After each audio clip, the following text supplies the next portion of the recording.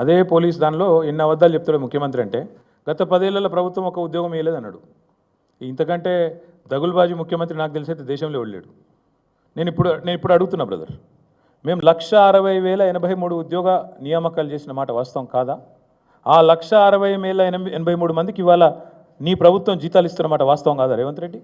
చెప్పేదానికి సిగ్గానే ఉండాలన్నా ముఖ్యమంత్రికి? అసలు మాట్లాడేటప్పుడు నోట్లకెళ్ళి ఏం మాట్లాడుతున్నా సోయి ఉండాలన్నా? ఇంకొక మాట అడుగుతున్నా నేను, ఆయన ప్రభుత్వం వచ్చినాకన్నట్టు 60,000 ఉద్యోగాలు ఇచ్చిండట ఎవరు? రేవంత్ రెడ్డి గారు. నేను అడుగుతున్న రేవంత్ రెడ్డి గారిని, ఒక ఉద్యోగం ఇవ్వాలంటే నువ్వేం చేయాలి? ముందు నోటిఫికేషన్ ఇవ్వాలి, తర్వాత పరీక్ష పెట్టాలి, అటెన్క నువ్వు ఇంటర్వ్యూ పెట్టాల్సి వస్తే ఇంటర్వ్యూ పెట్టాలి, అప్పుడు కాగితం ఇవ్వాలి.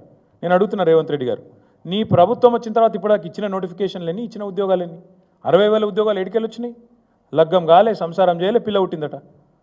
కేసీఆర్ ప్రభుత్వంలో ఇచ్చిన ఉద్యోగాలు, కేసీఆర్ ప్రభుత్వంలో ఇచ్చిన నోటిఫికేషన్లు రిజల్ట్లు ఆలస్యమైన కోర్టు కేసుల వల్ల, రకరకాల జాప్యాల వల్ల. ఆ కాయిదాలేదు నువ్విచ్చి నేను ఇచ్చిన అంటే పిల్లలు పిచ్చోళ్ళు అనుకుంటున్నావు ఏంది? నీ ప్రభుత్వం చెప్పింది 2 లక్షల ఉద్యోగాలు మొదటి సంవత్సరంలో. సిగ్గుంటే నువ్వు, నీ రాహుల్ గాంధీ, అశోక్ నగర్ రాండ్రి, చెప్పు రాడా 2 లక్షల ఉద్యోగాలు ఎట్టిచ్చినావో చెప్పు, 60,000 ఉద్యోగాలు ఎట్టిచ్చినావో చెప్పు, లిస్టు చదువు చూస్తా. జాబ్ క్యాలెండరు, విద్యా భరోసా కార్డు, యూపీఎస్సీ తరహాలో టీజీపీఎస్సీ ప్రక్షాళన చెప్పింది కదా రాహుల్ గాంధీ. రా అశోక్ నగర్కు రా, దమ్ముంటే ఆడ గుస్సో పిల్లలతోని మాట్లాడి చెప్పు. ఛాయ్ తాగుకుంటా, పోజులు కొట్టుకుంటా. ఆ రోజు ఇదే అక్టోబర్లో, అప్పుడు పోయిన సంవత్సరం. మరి రా మళ్ళీ ఒకసారి వార్షికోత్సవం చేద్దాం మంచిగా. 2 లక్షల ఉద్యోగాలు ఇచ్చిన సందర్భంగా రాహుల్ గాంధీకి పౌర సన్మానం చేస్తాం. ఆ రోజు రాహుల్ గాంధీ గారు వస్తే అశోక్ నగర్ పోతే మేము వారికి రక్షణనిచ్చి పంపించినాం, పోలీసు రక్షణనిచ్చి.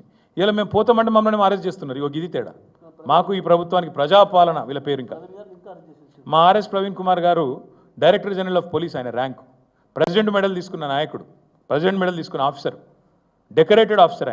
ఆయనని ఇలా అరెస్ట్ చేసి పెట్టింది. ఈ రోజు పోలీస్ అమరవీరులకు నివాళులు అర్పించే రోజు ఆర్ఎస్ ప్రవీణ్ కుమార్ లాంటి ఒక పోలీస్ ఆఫీసర్ని హౌస్ అరెస్ట్ చేసి పెట్టింది ప్రభుత్వం. ఇది ఇలా గొప్పతనం. ఇంతకంటే ఏం చెప్పాలి? ఇంకా ఇప్పుడు కూడా అరెస్టెడ్ ఉన్నాడు.